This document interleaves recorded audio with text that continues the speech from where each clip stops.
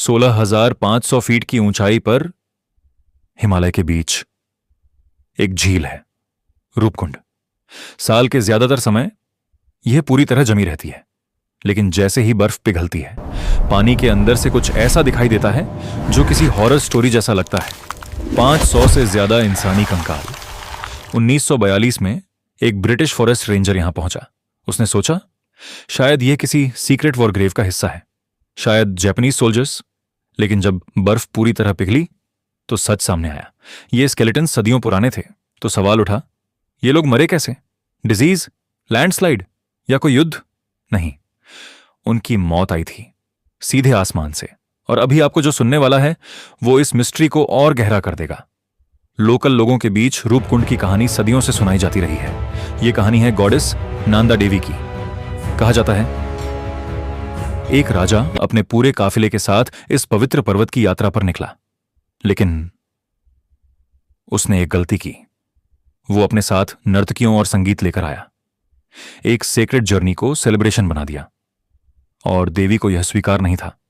कहानी कहती है उन्होंने क्रोध में आकर आसमान से ऐसी बारिश की जो पानी की नहीं थी।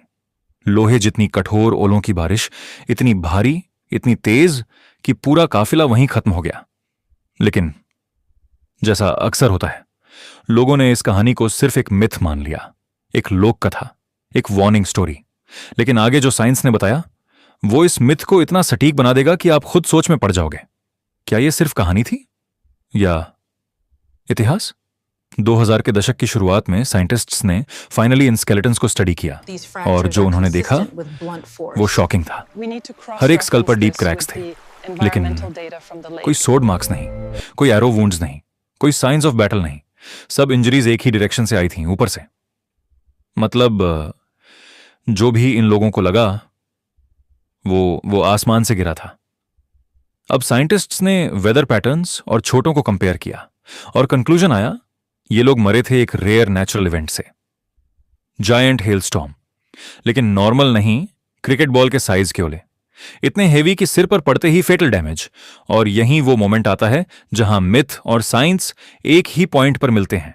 वही कहानी आयरन लाइक हेल जो लोकल सदियों से बताते आए थे, वो एक्चुअली एक रियल घटना का रिकॉर्ड थी। लेकिन अगर आपको लगता है कि मिस्ट्री यहीं खत्म हो गई, तो रुकिए, अभी असली ट्विस्ट बाकी है। 2019 में साइंटिस्ट्स ने एक और कदम आगे बढ़ाया। उन्होंने इन स्केलेटन्स का डीएनए टेस्ट किया, और यहीं पर रूपकुंड की कहानी पूरी तरह बदल जाती है। पहली डिस्कवरी, ये सभी लोग एक ही समय पर नहीं मरे थे। कुछ स्केलेटन्स लगभग 1000 साल पुराने थे, और कुछ काफी बाद के। मतलब ये एक सिंगल इवेंट नहीं था। लेकिन असली शॉक अभी बाकी था। डीएनए एनालिसिस में पाया गया इनमें से एक बड़ा ग्रुप इंडियन नहीं था। उनका जेनेटिक ओरिजिन मेडिटेरेनियन रीजन से मैच करता था, ग्रीक लाइक एंसेस्ट्री। अब सोचो, सैकड़ों साल पहले कुछ लोग मेडिटेरेनियन से चलकर हिमालयाज के 16,000 फीट पर क्या कर रहे थे? कोई क्लियर आंसर नहीं है, कोई कंफर्म्ड एक्सप्लेनेशन नहीं, बस एक और लेयर मिस्ट्री की। रूपकुंड हमें एक अजीब चीज सिखाता है, पॉज। नेचर को डरावना बनने के लिए गोस्ट्स की जरूरत नहीं होती।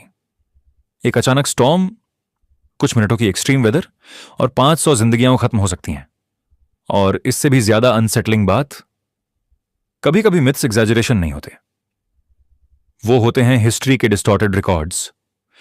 रूपकुंड लेक एक ग्रेवयार्ड नहीं है, ये एक रिमाइंडर है कि इंसान चाहे कितनी भी प्लानिंग कर ले, नेचर के सामने हमेशा वल्नरेबल रहता है। और शायद इस झील का सबसे बड़ा रहस्य यह नहीं है कि ये लोग कैसे मरे, बल्कि यह है वे यहां आए क्यों थे।